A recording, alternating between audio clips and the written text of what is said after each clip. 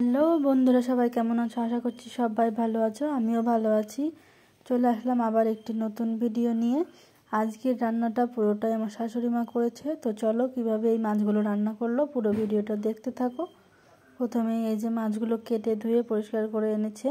এবার এর মধ্যে লবণ আর হলুদ দিয়ে ভালো করে মিশিয়ে নেবে। এই দেখো লবণ দিয়ে দিয়েছে এবং এর মধ্যে কিছুটা হলুদ দিয়ে ভালো করে এগুলো একসঙ্গে সব মিশিয়ে নিল। এই যে দেখো মেশানো হয়ে গেছে। এরপর কড়াইতে তেল দিয়ে মাছগুলো একে একে দিয়ে দিল। এই যে মাছগুলো দেওয়া হয়ে গেছে। এই দেখো, তারপর আমি দেখাতে পারিনি, তবে মাছগুলো সব একইভাবে ভেজে নিয়েছে লাল লাল করে।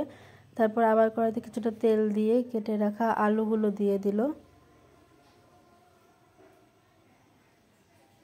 এই যে আলুগুলোও বেশ ভালো করে ভাজা হয়ে গেছে। এবার এর মধ্যে মশলা দিয়ে দিল। মশলার মধ্যে ছিল আদা, জিরে, শুকনো লঙ্কা, পেঁয়াজ বাটা।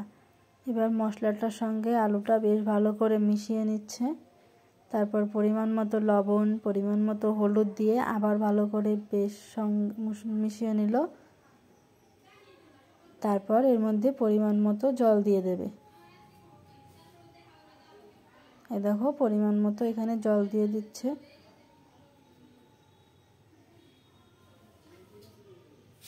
এই যে ঝোলটা ফুটতে আরম্ভ করেছে। এবার এটা নামিয়ে নিল। তারপর আবার কড়াইতে কিছুটা তেল দিয়ে তার মধ্যে একটা তেজপাতা ছিঁড়ে দিয়ে আর কিছুটা পরিমাণ জিরে দিয়ে তারপর ঝোলটা আবার কড়াইতে দিয়ে দিল। তারপরে ভেজে রাখা মাছগুলো দিয়ে দিয়েছে। আরও কিছুটা নাড়াচাড়া করে তারপরে কিছু সময় ফুটিয়ে তার মধ্যে দিয়ে দিল জিরে বাটা। আবার কিছুক্ষণ ফুটিয়ে তারপরে এই যে নামিয়ে নিল। এই যে আজকের রান্নাটা হয়ে গেছে। দেখো কত সুন্দর দেখতে লাগছে। গরমে এরকম পাতলা পাতলা ঝোল সবাই পছন্দ করে।